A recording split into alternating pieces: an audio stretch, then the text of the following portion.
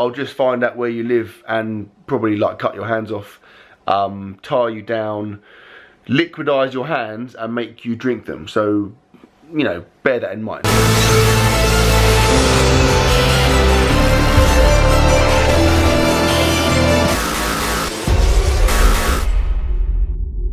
Hello and welcome to another video, and today I'm talking about competing. I'm also talking about my hair, which definitely needs cutting by the looks of things, but mainly I'm talking about competing in powerlifting, obviously, although I am competing in professional yogurt wrestling over the next few weeks, but that's kind of by the by. I'm going to focus on the specific, the relevant material, which obviously is powerlifting. Now, I've got a competition in, by the time you watch this, 6 weeks. It's a little bit kind of out of the blue, but I'm going to do it. I haven't competed since November last year, which was the British champ, so it's like a good few months, kind of chomping at the bit. I will discuss the federations and how it's working and why I'm doing certain things that I'm doing in a minute or in a bit. But first, I'm going to go into the gym because I'm sat outside. I've got to do squats, bench and deadlift today. I'm going for some conservative maxes. I had a rest day yesterday, so today should be a lot better than last week. If you watch my last couple of videos, training has been pretty crappy. I felt pretty bad getting back into things after Morocco, but I'm feeling better now, so fingers crossed it should be better. So I'll do that, and then I'll catch up with you at home and we can talk about some competing, exciting things.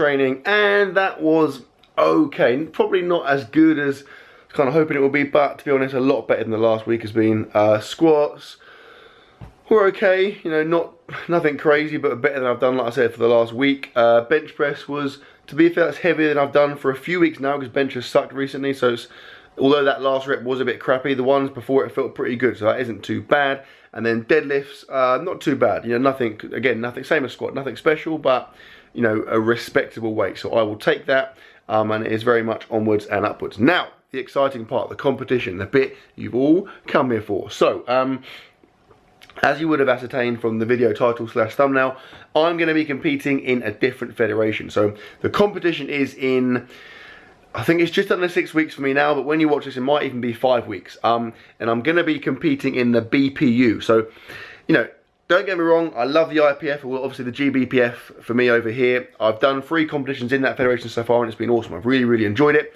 and I have no intention of not competing in that fed. I will join this year, and I probably will do, you know, one at some point. However, it kind of, my reasoning for changing federations for this competition is mainly kind of convenience, if I'm honest. So the IPF or the GBPF, the next meet is in Easter, but it's in the middle of the Easter holiday. Now I'm going to be going away, so I physically won't be here, so I couldn't do that. And if I wanted to stay in that federation, the next competition wouldn't be, that's near me, wouldn't be until July. Now I don't want to wait until July because I feel like I'm ready to go. I haven't competed since November, so I am, like I said at the start, kind of chomping at the bit. I want to compete again, so that wasn't really an option.